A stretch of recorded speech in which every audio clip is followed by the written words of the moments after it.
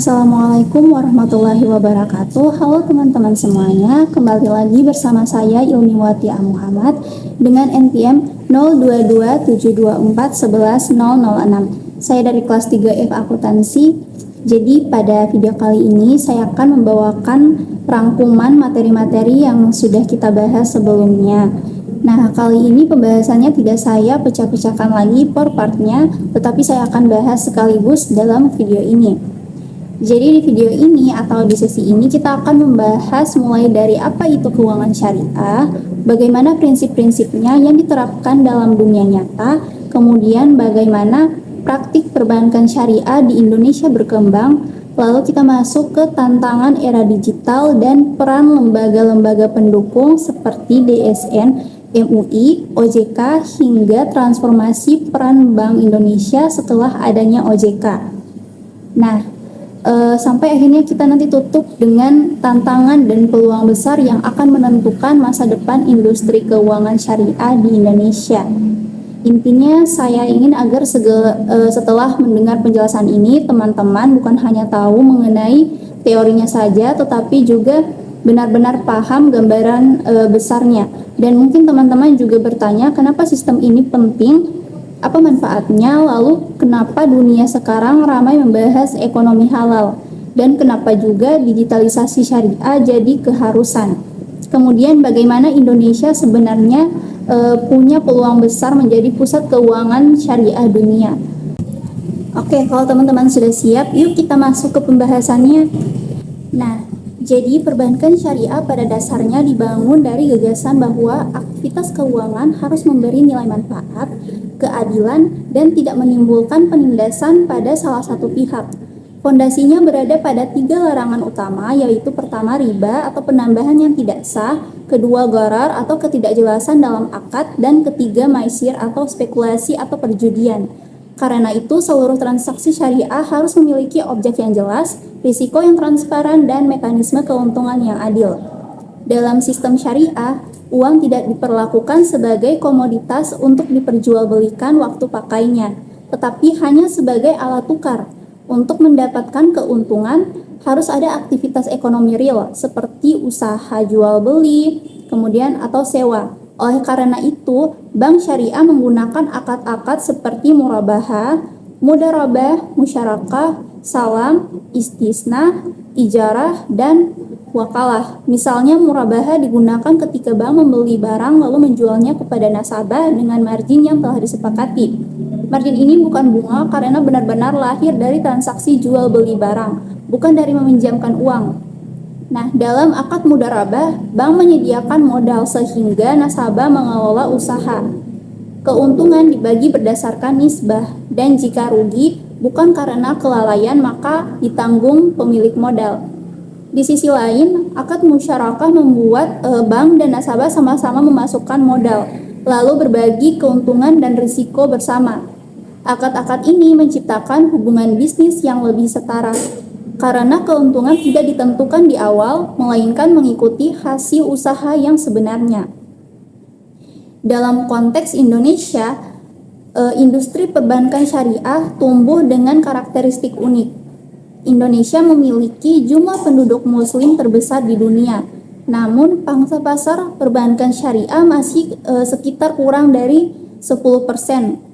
Perkembangan ini sebenarnya positif, tetapi menunjukkan bahwa potensi pertumbuhan masih sangat besar. Salah satu penyebab rendahnya pangsa pasar adalah minimnya literasi masyarakat. Banyak orang belum memahami konsep syariah secara utuh, sehingga menganggap bank syariah tidak jauh berbeda dari bank konvensional. Padahal perbedaannya bukan hanya pada label, tetapi pada struktur akad, sumber keuntungan, mekanisme risiko, dan tujuan sosial ekonomi. Secara praktik, bank syariah di Indonesia masih didominasi oleh akad murabahah karena sifatnya sederhana dan paling mudah dipahami masyarakat. Namun, tren ke depan menunjukkan peningkatan penggunaan akad musyarakah dan mudharabah karena lebih cocok untuk pengembangan UMKM dan industri kreatif. Selain itu, produk-produk syariah seperti KPR, syariah, pembiayaan modal kerja, kartu pembiayaan syariah tanpa bunga, serta tabungan wakaf dan investasi sukuk semakin berkembang pesat. Masuk ke era digital, bank syariah menghadapi tantangan besar sekaligus peluang besar. Nah, digitalisasi mengubah cara masyarakat bertransaksi. Kini nasabah ingin semuanya cepat, praktis, dan bisa dilakukan dari smartphone. Nah, bank syariah harus memperkuat digital onboarding, memastikan mobile banking yang stabil, menyediakan pembayaran syariah melalui kris, dan mengintegrasikan sistem mereka dengan fintech syariah. Selain itu, penggunaan big data, artificial intelligence, dan analitik risiko mulai diterapkan agar bank dapat membaca perilaku nasabah dan mencegah pembiayaan bermasalah sejak dini. Infrastruktur digital bagi bank syariah tidak hanya soal aplikasi, tetapi juga mencakup sistem inti bank atau core banking, keamanan cyber, cloud storage, server yang kuat, sistem analitik, hingga prosedur kepatuhan syariah berbasis digital.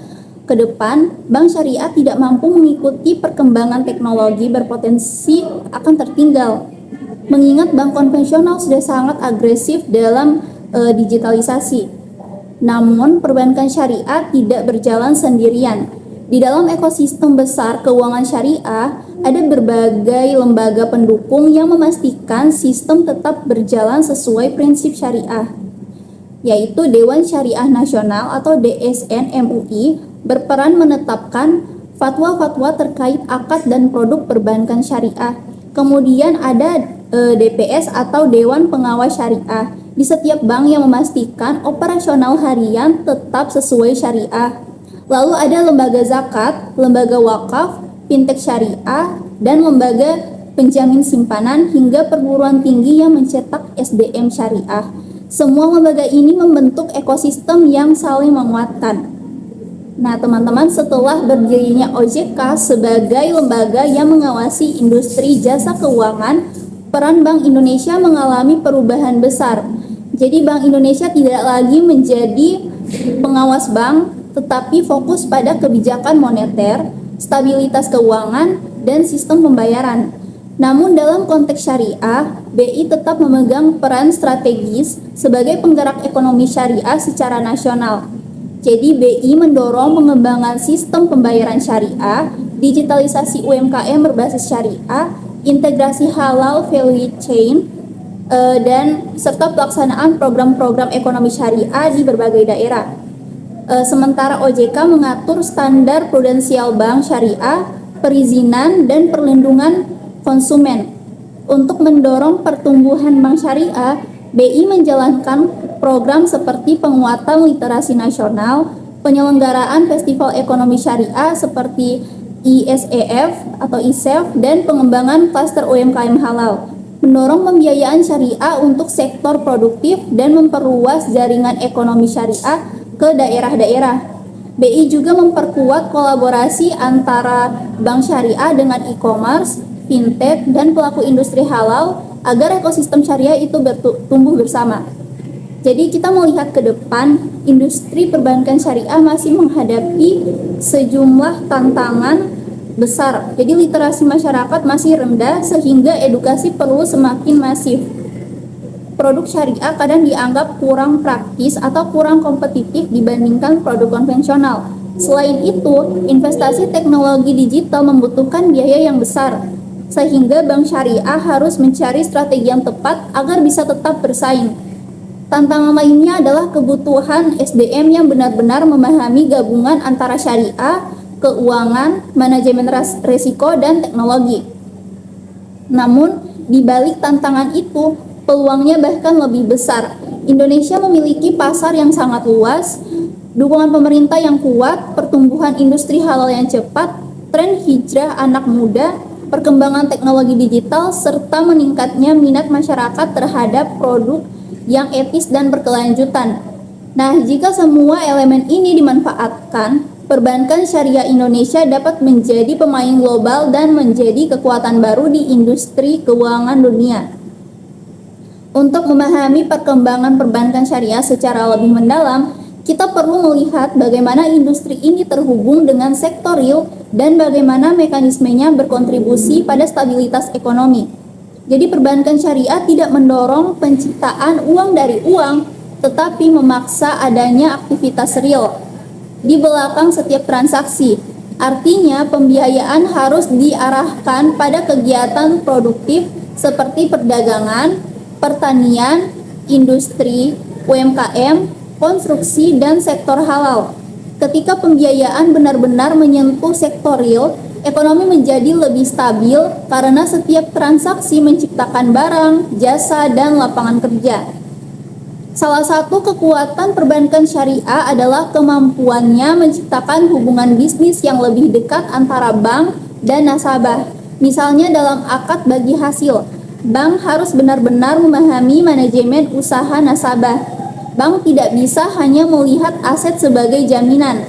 Bank harus melihat potensi usaha, karakter pengelola, sistem keuangan, pasar, dan risiko operasional. Pendekatan seperti ini sebenarnya lebih sehat karena jika usaha nasabah berkembang, bank pun ikut berkembang. Jadi pemantauan usaha juga lebih intensif sehingga risiko moral hazard itu dapat ditekan. Selain itu, industri syariah memiliki dimensi sosial yang tidak dimiliki bank konvensional. Bank syariah dapat berperan dalam penyaluran zakat, infak, sedekah, dan wakaf melalui skema integrasi dana sosial ke pembiayaan produktif. Misalnya, dana zakat dapat diarahkan untuk program pembiayaan ultramikro tanpa beban, sementara dana wakaf bisa dikelola untuk menyediakan fasilitas umum seperti rumah sakit, sekolah, atau pembiayaan kesehatan yang murah. Kombinasi antara dana komersial dan dana sosial inilah yang membuat industri syariah berbeda dengan menawarkan nilai ekonomi yang lebih luas. Dari sisi regulasi, pendekatan syariah selalu berbasis pada prinsip kehati-hatian atau prudential principles. Jadi bank harus menjaga rasio kecukupan modal, kualitas aset, manajemen risiko, serta kepatuhan syariah. Namun bank syariah memiliki tambahan kendala, yaitu harus mengikuti regulasi perbankan umum dan juga ketentuan syariah. Hal ini menuntut SDM yang lebih kompeten karena mereka harus menguasai dua disiplin ilmu sekaligus. Tantangan inilah yang membuat pengembangan SDM menjadi fokus utama lembaga seperti OJK dan Bank Indonesia.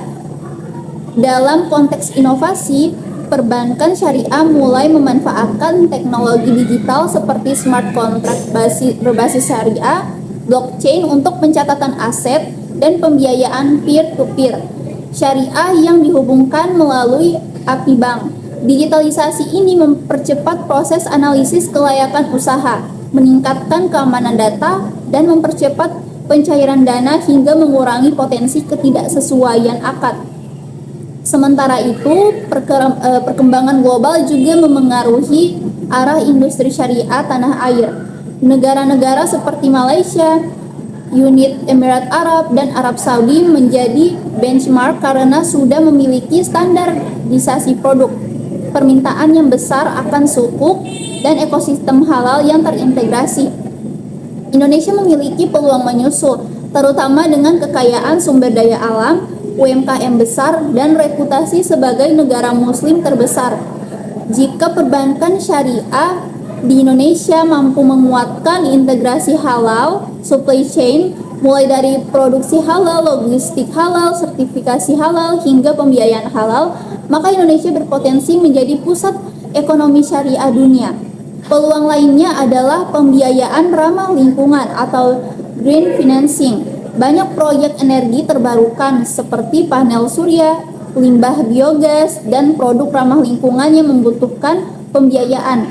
Akad-akad syariah sangat cocok untuk proyek green financing karena prinsipnya sejalan dengan konsep keberlanjutan dan etika ekonomi. Kedepan, bank syariah dapat mengambil peran dalam membiayai sektor-sektor yang mendukung kelestarian lingkungan. Nah, terakhir, perubahan pada konsumsi masyarakat, terutama generasi muda, juga menentukan arah industri syariah.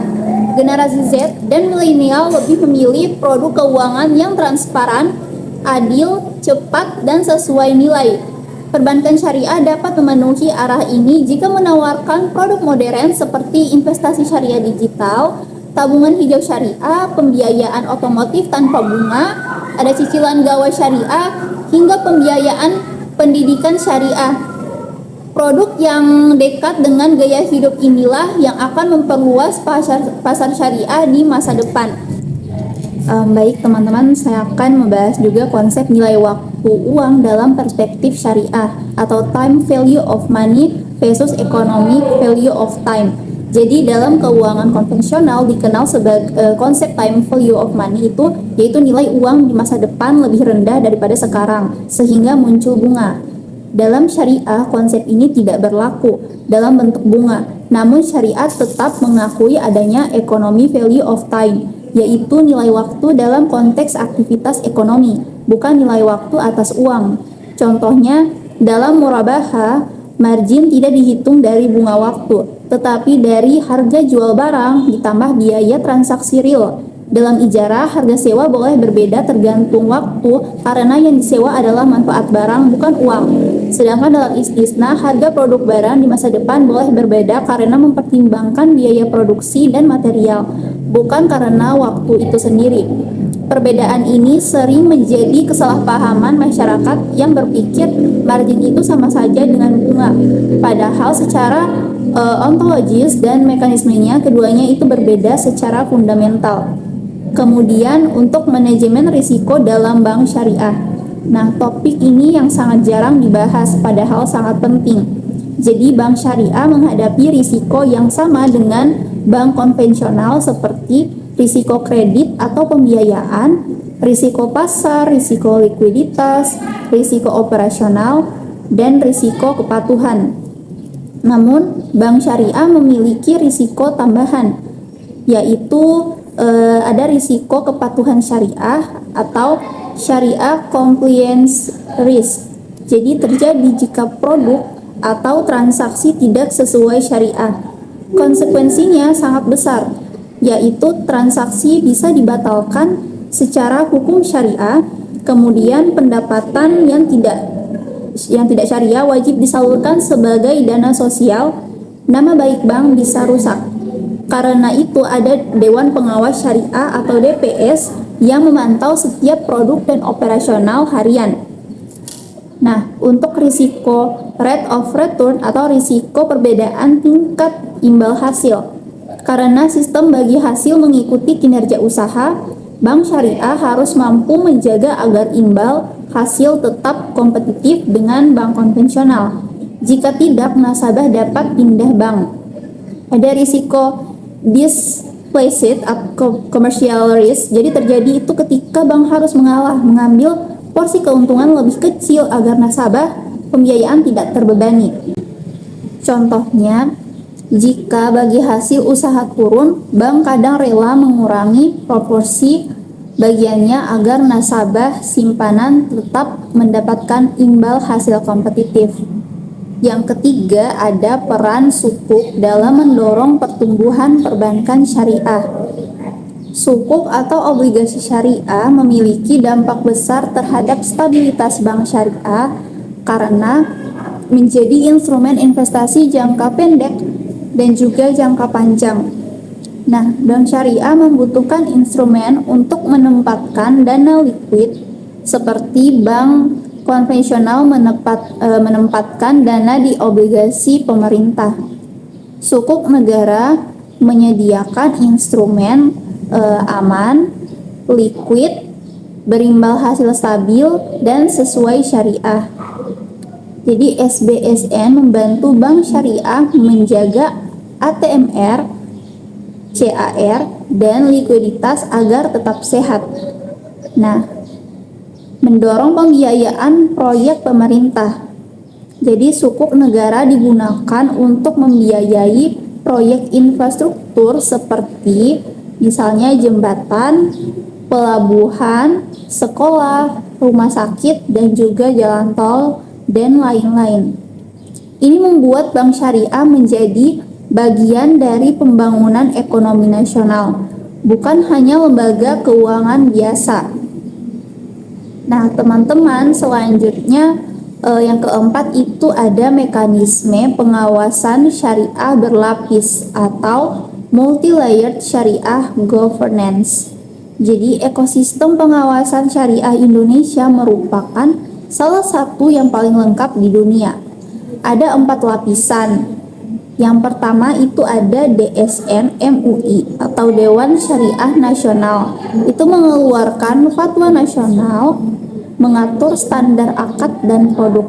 Kedua, ada DPS atau Dewan Pengawas Syariah di setiap bank. Jadi, DPS memastikan semua kegiatan bank sesuai syariah, menyetujui produk baru, serta memantau transaksi harian. Ketiga, ada OJK bidang syariah. Jadi, mereka mengawasi kepatuhan bank syariah, membuat regulasi prudensial syariah, mendorong inovasi produk syariah. Keempat, ada auditor syariah internal. Jadi memeriksa detail operasional apakah sesuai fatwa dan memberikan rekomendasi perbaikan pada manajemen. Nah, dengan sistem berlapis ini, industri syariah Indonesia lebih terjamin dari sisi keamanan transaksi, kepatuhan hukum, dan kredibilitas publik. Selanjutnya kelima yaitu transformasi digital dan inovasi produk syariah baru. Selain digitalisasi dasar, ada beberapa inovasi baru yang mulai diadopsi. Pertama itu ada smart contract syariah. Jadi menggunakan blockchain untuk membuat akad otomatis sesuai syariah. Nah, contohnya pembayaran cicilan murabaha otomatis akan tercatat dan tervalidasi di blockchain sehingga datanya itu tidak bisa dimanipulasi. Kedua, ada digital sukuk retail. Jadi masyarakat dapat membeli sukuk mulai dari 1 juta melalui aplikasi digital. Nah, ini meningkatkan literasi keuangan syariah secara signifikan. Ketiga, ada kartu pembiayaan syariah generasi baru. Jadi kartu ini dia tanpa bunga, tanpa penalti keterlambatan, limitnya disesuaikan kemampuan, akad, kafalah, ijarah, dan card, dan tersedia juga fitur cicilan musyarakah. Keempat, ada pembiayaan syariah tanpa agunan untuk UMKM mikro. Dia menggunakan model character based financing, bukan jaminan fisik. Nah, ini sangat membantu pedagang pasar, pelaku usaha kecil, dan pekerja informal. Selanjutnya teman-teman ada integrasi keuangan syariah dengan halal lifestyle economy. Jadi perbankan syariah tidak berdiri sendiri, tapi menjadi bagian dari halal value chain atau HVC yang terdiri dari industri makanan halal, fashion halal, ada travel halal, farmasi halal, logistik halal, dan sertifikasi halal. Jadi bank syariah berperan menyediakan pembiayaan modal kerja halal, pembiayaan sertifikasi halal, pembiayaan mesin produk halal, pembiayaan ekspor produk halal. Nah, ketika seluruh rantai nilai ini terintegrasi, akan tercipta ekosistem ekonomi syariah yang besar dan stabil. Ketujuh, ada strategi nasional pengembangan ekonomi syariah. Nah, pemerintah Indonesia mengembangkan master plan ekonomi syariah pada tahun 2019 sampai 2024 yang fokusnya itu pada pertama, penguatan industri produk halal seperti makanan, fashion, kosmetik, farmasi, dan energi terbarukan. Kedua, penguatan jasa keuangan syariah seperti perbankan, asuransi syariah, ada LKMS, fintech syariah. Ketiga, penguatan UMKM syariah seperti pembentukan klaster halal per daerah. Keempat, ada penguatan infrastruktur ekonomi syariah seperti SDM, riset, regulasi, dan teknologi digital. Nah, bank syariah berperan sebagai motor finansial dari semua strategi ini. Selanjutnya kedelapan ada Perbandingan perbankan syariah Indonesia dengan negara lain atau analisis global. Nah, untuk Malaysia lebih maju dari sisi standarisasi produk. Kedua, sistem syariah governance-nya itu sangat kuat. Ketiga, sukuk Malaysia menjadi benchmark global. Nah, kedua ada Uni Emirat Arab. Nah, di Uni Emirat Arab itu lebih konsisten dalam inovasi digital syariah. Selanjutnya tuh Dubai Islamic Bank juga menjadi bank syariah terbesar di dunia. Kemudian selanjutnya ada Arab Saudi. Jadi pasarnya itu sangat besar, didorong oleh pendapatan minyaknya. Nah, fokusnya pada proyek konstruksi dan real estate. Nah, selanjutnya ada Indonesia. Kekuatannya yaitu pasar muslim terbesar dunia, ekosistem halal berkembang, dan pemerintah yang sangat mendukung. Kelemahannya yaitu literasi syariah sangat rendah, fragmentasi industri belum sepenuhnya terintegrasi, teknologi digital bank syariah masih tertinggal dari bank konvensional. Namun, potensi Indonesia menjadi pemain global sangat besar jika inovasinya terus diperkuat. Kesembilan, ada dampak sosial perbankan syariah terhadap perekonomian nasional. Nah, jadi perbankan syariah berkontribusi pada pembangunan ekonomi nasional melalui yang pertama itu ada mendorong pemerataan ekonomi. Jadi, melalui UMKM, wakaf produktif, dan dana sosial atau disingkat menjadi ZISWAF. Yang kedua ada mengurangi ketimpangan, jadi bagi hasil mendorong distribusi keuntungan lebih adil. Ketiga ada meningkatkan pemberdayaan masyarakat. Nah, contohnya itu seperti pembiayaan kelompok tani, kemudian pembiayaan untuk peternak, dan juga pembiayaan nelayan berbasis musyarakah. Keempat, ada meningkatkan ekonomi daerah. Jadi melalui klaster halal berbasis potensi lokal. Selanjutnya arah masa depan perbankan syariah di Indonesia. Beberapa tren masa depan seperti dominasi digital banking syariah. Jadi bank syariah murni digital akan mulai bermunculan. Kedua, pembiayaan sustainability berbasis syariah. Green sukuk, green musyarakah, dan green mudharabah itu contohnya. Ketiga itu integrasi total antara bank syariah dan fintech syariah. Keempat ada inovasi akad-akad hybrid, yaitu menggabungkan beberapa akad tanpa melanggar syariah sesuai kebutuhan modern. Kelima ada ekspansi ke pasar internasional.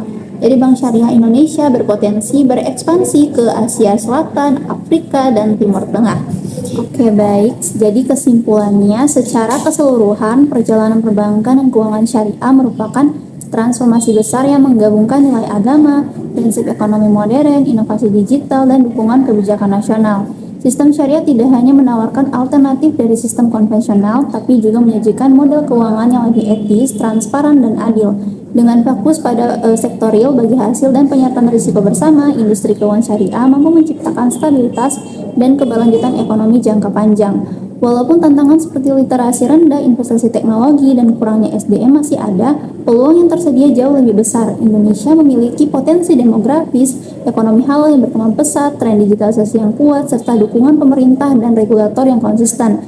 Jika seluruh elemen bank, regulator, pelaku bisnis, lembaga pendukung, dan masyarakat bergerak bersama, maka perbankan syariah bukan hanya mampu bersaing dengan bank konvensional, tetapi dapat menjadi pilar utama ekonomi Indonesia dan bersaing di tingkat global. Perbankan syariah bukan sekedar sistem keuangan, tetapi sebuah fondasi untuk membangun ekonomi yang lebih manusiawi, adil, dan berkelanjutan. Dengan memperkuat ekosistemnya, memperluas inovasi digital, dan terus mengedukasi masyarakat, jadi masa depan industri syariah Indonesia sangat cerah dan memiliki potensi menjadi salah satu pusat keuangan syariah dunia. Oke teman-teman, terima kasih telah mengikuti materi dan menyimak materi yang telah saya bahas tadi dari rangkuman part 1 dan part 7, mulai dari teori keuangan dan perbankan syariah, praktiknya, perkembangannya, serta peran lembaga pendukung sampai tantangan dan peluangnya ke depan. Semoga apa yang kita bahas tadi bisa bikin kalian lebih paham alurnya dari awal sampai akhir. Baik, jangan lupa untuk like, komen, subscribe, dan share. Sampai jumpa dan terima kasih sudah menonton. Wassalamualaikum warahmatullahi wabarakatuh. Dadah.